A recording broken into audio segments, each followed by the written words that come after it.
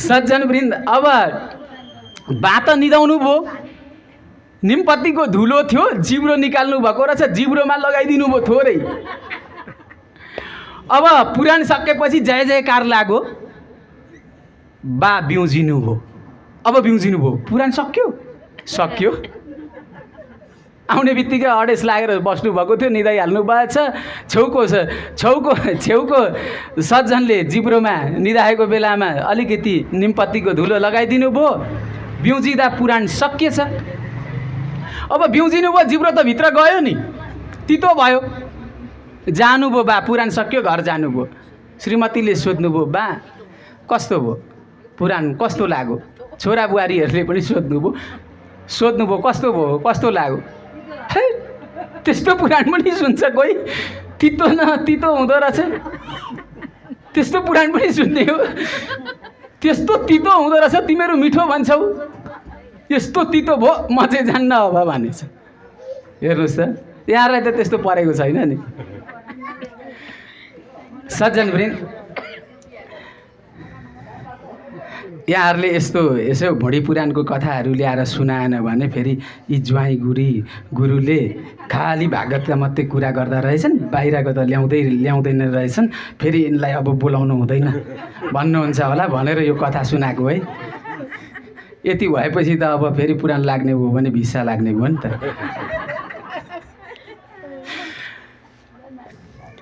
सज्जनवृन्द, एकजना भारवी नामको कवि हुनुहुन्थ्यो। लगभग उहाँको जन्म 1500-1600 वर्ष पूर्व भएको थियो। उहाँको एउटा थोरै कथा सुनाउँछु। सज्जनवृन्द, हामीले कुनै पनि कार्य गर्दाखेरि विचार गरेर मात्र गर्नुपर्छ। सबैको लागि हो। कुनै पनि कार्य, कुनै पनि काम विचार नगरिकन आवेशमा गर्नु हुँदैन। एकजना राजा थिए। ती राजाको एकजना छोरा थिए। 18 वर्षको उमेर भइसकेपछि ती छोराको विवाह गरिदिएछन् राजाले। ध्यान दिएर सुन्नुहोस् है, साह्रै राम्रो कथा छ। अब छोराको विवाह भयो। पहिला सज्जनवृन्द, विवाहपछि पढ्ने चलन थियो। राजाको छोराको विवाह भयो। विवाह भइसकेपछि राजाले छोरालाई बनारस पढ्न पठाएछन्। पहिला प्राय सबै बनारसै जान्थे। अहिले त सबैतिर भइहाल्यो। आजभन्दा 150-200 वर्ष अगाडिको इतिहास हेर्नु त, नेपालबाट सब बनारसै जानुहुन्थ्यो। बनारस राजाले पढ्न पठाए। राजाको छोरा गएर बनारसमा पढे। 19-20 वर्षसम्म पढे। न चिठी न केही जानकारी नदिकन गोप्य रूपले पढे। अब चिठीहरू आदान प्रदान भयो भने पढाइमा विघ्न बाधा हुन्छ भन्ने उनले सोचेछन्। हो नि त, अब केही घरमा पर्यो भने, समस्या पर्यो भने आउनुपर्छ, पढाइ उता छुट्छ। पढिसकेपछि जेसुकै होस्, घरमा जे घटना घटे पनि घटोस्, अब मैले त्यो घटनालाई रोक्न त सक्दिनँ। घट्ने घटना त घटि नै हाल्छ। मेरो पढाइलाई विघ्न हुन्छ, म पढिसकेपछि मात्रै जान्छु भनेर राजाको छोराले मनमा विचार गरेर 19-20 वर्ष बनारसमा बसेर पढे। पढ्ने जति सबै पढिसके उनले, कण्ठस्थै गरे। सज्जनवृन्द, अब यता राजा एक दिन अब बजार घुम्न गएका थिए। बजार घुम्न जाने क्रममा उनले एउटा कविता त्यहाँ भारवी कविको श्रीमतीले बेच्न राखेको देखे। त्यो कविता राखेको थियो बेच्न। त्यसको मूल्य थियो रु 500 भनेर लेखिएको थियो। सज्जनवृन्द, एउटा कविताको मूल्य त्यत्रो 500? राजा आश्चर्यचकित भए। यो भारवीले किन कविता लेख्नु पर्यो, यसको बारेमा बताउँछु थोरै अहिले। सज्जनवृन्द, भारवी एक दिन कवि गोष्ठीमा जानुभएको थियो कविता वाचन गर्न। भारवीको पिता पनि त्यस्तै विद्वान हुनुहुन्थ्यो। भारवीको बोल्ने पालो आयो। भारवीले बोल्नुभयो, आफूले रचना गरेको कविता प्रस्तुत गर्नुभयो। त्यसपछि भारवीको पिताको बोल्ने पालो आएछ। पिताको बोल्ने पालो आउँदाखेरि भारवीले केही पनि जान्दैन, पिताले भन्नुभएको छ केही पनि जान्दैन, भारवीले केही पनि पढेको छैन, यसलाई सम्बोधन गर्न पनि आउँदैन, केही यसले जानेको छैन, केही पढेको छैन भनेर भनिदिनु भएछ। सब विद्वानहरूको छेउमा भारवी रिसाउनु पो हो, पिताजीले मेरो यत्रो बेइज्जत गरिदिनु भयो, कमसेकम मैले जान्दिनँ थिएँ भने कमसेकम मलाई मात्रै भनेको भए हुन्थ्यो, घरमा पुगेपछि हेर यस्तो यस्तो गर्नुपर्छ, यस्तो हो कुरा भनेर सिकाएको भए हुन्थ्यो, त जान्दिनस् भनेर मलाई मात्र भनेको भए हुन्थ्यो। सबैको छेउमा पिताजीले मेरो बदनाम गरिदिनु भयो, मलाई जान्दैन भनेर भनिदिनु भयो भनेर खुब रिसाउनु भयो, घर फर्केर आउनुभयो। त्यो कवि गोष्ठी सकेकै छैन, घर फर्केर आउनुभयो। अब आमालाई आएर सुनाउनु भयो सबै कुरा, पिताजीले आज मेरो बदनाम गर्नुभयो, कमसेकम मलाई आउँदैन थियो भने मलाई मात्र भनेको भए हुन्थ्यो, मलाई घरमा आएर भनेको भए हुन्थ्यो। सबै विद्वान कविहरूको छेउमा भारवीले केही पढेको छैन, भारवी केही पनि जान्दैन भनेर भनिदिनु भयो भनेर भन्नुभयो। आमालाई माथि घरमाथि चढ्नुभयो, काठको घर रहेछ सज्जनवृन्द, सिँढीबाट माथि चढ्नुपर्ने। भारवी त यति रिसाउनु भएछ कि आफ्नो पितालाई मार्ने मनमा विचार आएछ। पिताजी आएपछि जब यहाँ माथि चढ्नुहुन्छ घरमा, त्यतिखेर खुकुरी प्रहार गरेर म मार्छु, मेरो बदनाम गर्ने भनेर भारवी रिसाउनु भयो। खुकुरी बोकेर माथि तयारी अवस्थामा हुनुहुन्छ, जब पिताजी घरमा आएर माथि चढ्नुहुन्छ त्यतिखेर खुकुरीले प्रहार गर्छु भनेर पिताजी आउनुभयो। सज्जनवृन्द, आइसकेपछि आमासँग भेट भयो तल। आमाले पिताजीलाई भन्नुभयो, आज तपाईँले त छोरालाई खुब गाली गर्नुभयो रे, केही पनि जान्दैन, भारवीले केही पढेकै छैन, यसलाई केही पनि आउँदैन भनेर भन्नुभयो अरे। सबै विद्वानहरूको छेउमा यस्तो नभनेको भए हुन्थ्यो, घरमा आएर बरु कराएको भए हुन्थ्यो, सम्झाएको भए हुन्थ्यो, जे भने पनि घरमा आएर भनेको भए हुन्थ्यो, तपाईँले सबैको छेउमा भनिदिनु भयो अरे, भारवी त खुब रिसाइरहेछ भनेर आमाले पिताजीलाई भनिदिनु भयो। त्यसपछि भारवीको पिताले भन्नुभयो, होइन सुन न, मैले उसलाई साँच्चै नै कराएको होइन, उसलाई मैले गाली गरेको होइन, भित्रैबाट साँच्चै नै मैले उसलाई गाली गरेको होइन, मैले त उसलाई त्यत्तिकै मैले यसो भने अब यसले इक लिएर अझै पढ्छ, अझै यो पढ्छ र पढाइमा यसले मेहनत गर्छ र अझै धेरै विद्वान हुन्छ भनेर चाहिँ मैले त्यस्तो भनेको हुँ, मैले उसलाई नराम्रो हिसाबले भनेको होइन। हाम्रो छोरा विद्वान छ, अझै पढोस्, अझै धेरै विद्वान होस् भनेर चाहिँ मैले भनेको हो, अझै यसको प्रगति होस् भनेर चाहिँ भनेको हो भनेर पिताजीले भन्नुभयो। माथिपट्टि हुनुहुन्छ भारवी, भारवीले सुन्नुभयो, ओहो हेर पिताजीले त मलाई साँच्चै भनेको होइन रहेछ, मेरो अझै प्रगति होस्, मैले अझै पढौँ, मेरो पढाइमा अझै मन लागोस् भनेर चाहिँ त्यस्तो भन्नुभएको रहेछ। मेरो त उन्नति चाहनु हुँदो रहेछ पिताजी, मेरो प्रगति चाहनु हुँदो रहेछ, मेरो प्रगतिको लागि उन्नतिको लागि त्यस्तो भन्नुभएको रहेछ, अझै इख लिएर यसले पढ्छ भनेर। ओहो हेर, मेरो हित चाहने, मेरो भलो चाहने पितालाई आज मैले मार्न सोचेँ, धिक्कार छ मलाई भन्ने भयो।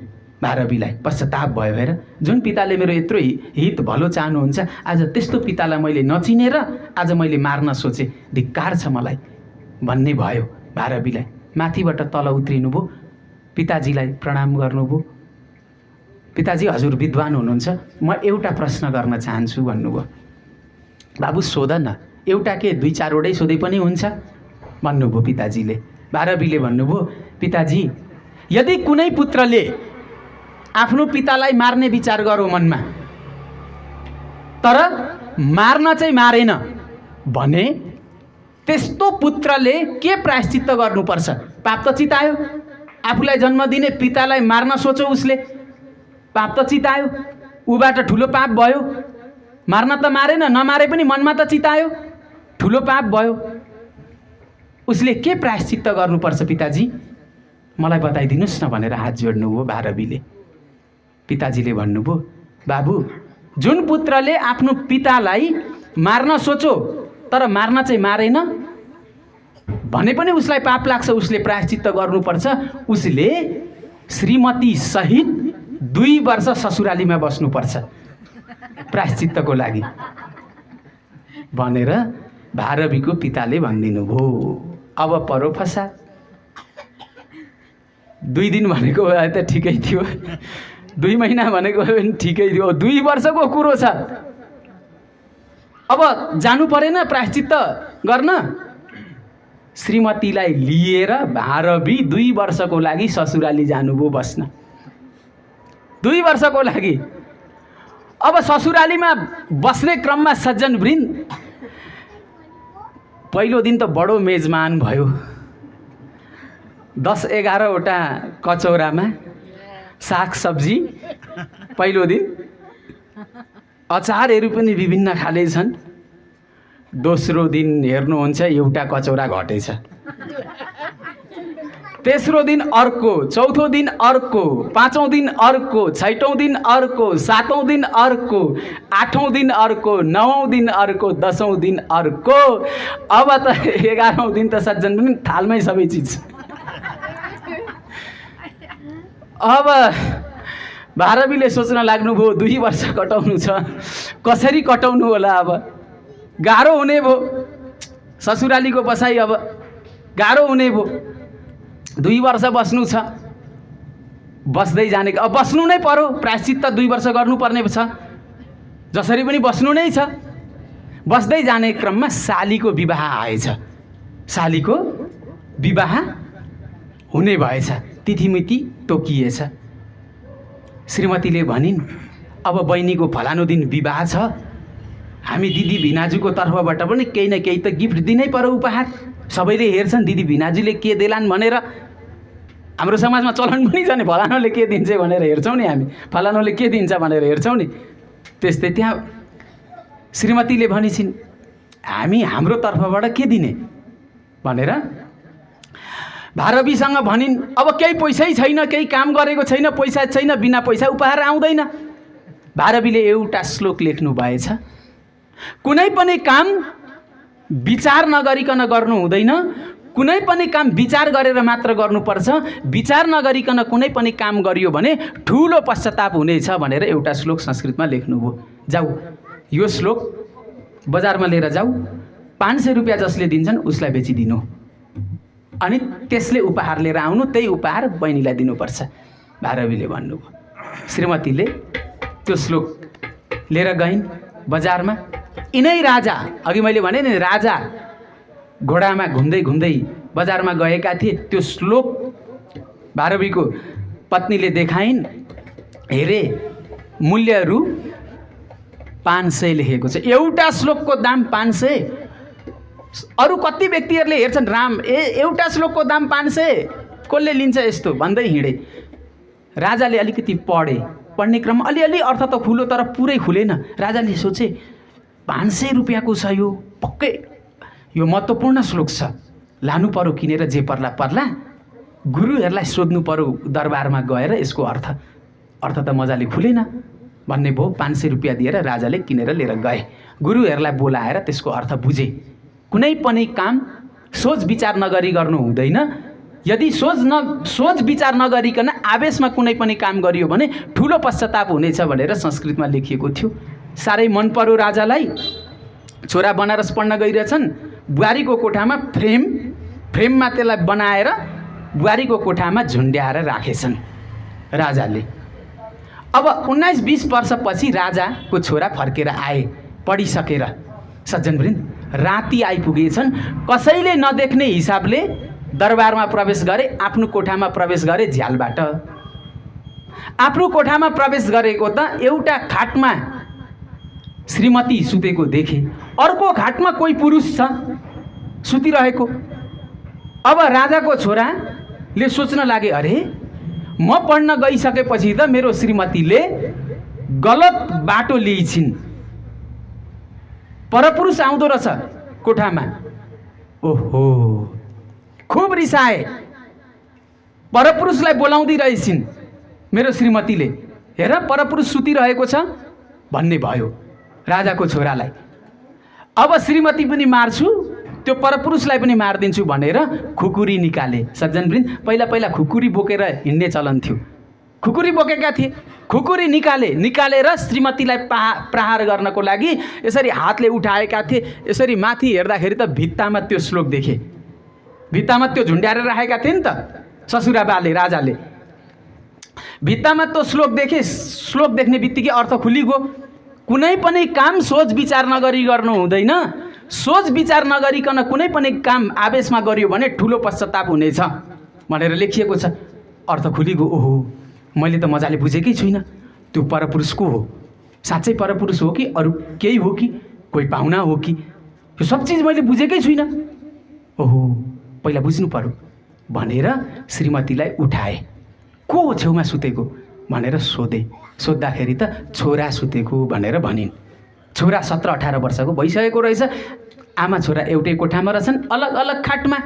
तर छोराले के सोचे? राजाको छोराले परपुरुष भनेर सोचे। ओहो, हेर, आज यो श्लोक मेरो पिताजीले यहाँ झुन्ड्याउनु भएको थिएन भने आज मैले श्रीमती पनि मार्थे, छोरा पनि मार्थे। ओहो, हेर, यो श्लोकले गर्दा आज मेरो श्रीमती बाँचिन्, छोरा पनि बाँचे भन्ने भयो राजाको छोरालाई। यो कुरा राजालाई पनि थाहा भयो। थाहा भइसकेपछि राजा पनि खुसी भयो। हो, त्यो दिन मैले 500 यो श्लोक किन्नाले आज हेर, आज मेरो बुहारीको पनि ज्यान बच्यो, मेरो नातिको पनि ज्यान बच्यो भनेर राजा पनि खुसी भयो। हो, हेर सज्जनवृन्द, हेर्नुहोस् त, यो कथा प्रसङ्गबाट हामी के शिक्षा पाउँछौँ भने कुनै पनि काम सोच विचार नगरिकन गर्नु हुँदैन। सोच विचार नगरिकन आवेशमा गरियो भने ठुलो पश्चाताप हुनेछ। त्यो श्लोक त्यहाँ झुन्डाइएको थिएन भने आज राजाको छोरा राजपरिवारमा कत्रो घटना घट्न जान्थ्यो। हेर्नुहोस् त, त्यो श्लोकले गर्दाखेरि बुहारी, राजाको बुहारी र नाति बाँचे। त्यसकारण हामीले कुनै पनि काम गर्दाखेरि सोच विचार गरेर मात्र गर्नुपर्छ। आवेशमा आएर कुनै पनि काम गर्नु हुँदैन भन्ने शिक्षा, यो सन्देश यो प्रसङ्गबाट हामी लिन सक्छौँ। यो कथाबाट यो शिक्षा लिन सक्छौँ। आउनुहोस् एउटा भजन, तत्पश्चात अगाडिको सम्पूर्ण कार्यक्रम श्रद्धेय गुरुले सञ्चालन गर्नुहुनेछ। बोलो भक्तवत्सल भगवानको श्यामल बदना भूमिको मोहना मुरली चमक चमक चाँद। श्यामल बदना भूमिको मोहना मुरली चमक चमक चाँद।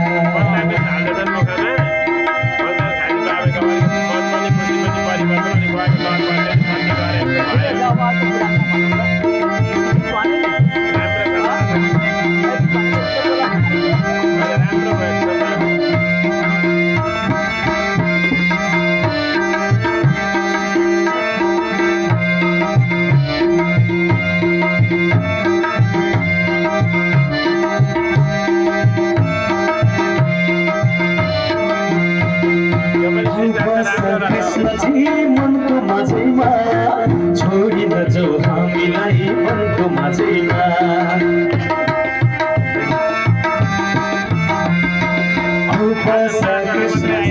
मनको माझैमा छोडी नजाऊ हामीलाई, मनको माझैमा छोडी नजाऊ हामीलाई, मनको माझैमा। यशोदाको छोरा तिमी नन्दला मोहना मुरली चमक चमक चाँद। यशोदाको छोरा तिमी प्यार नन्दला मोहना मुरली चमक चमक चाँद।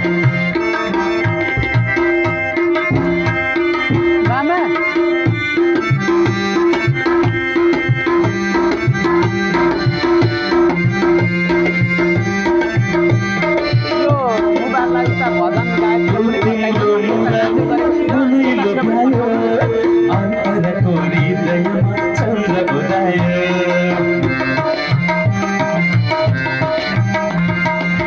तिम्रो मुरलीले मनै लुभायो। अन्तरको हृदयमा चन्द्र उदायो, अन्तरको हृदयमा चन्द्र उदायो। हे कृष्ण विचित्र छ माया विचार, मोहना मुरली चमक चमक चाँद। हे कृष्ण विचित्र मोहना मुरली चमक चमक चाँद।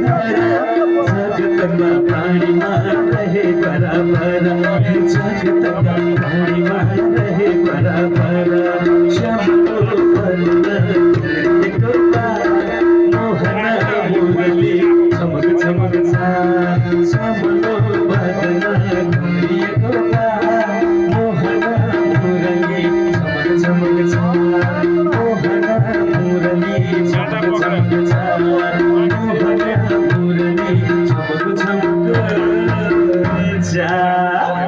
बोलो भक्त वत्सल भगवान को पुराण पुरुषोत्तम भगवान को जय जय हो।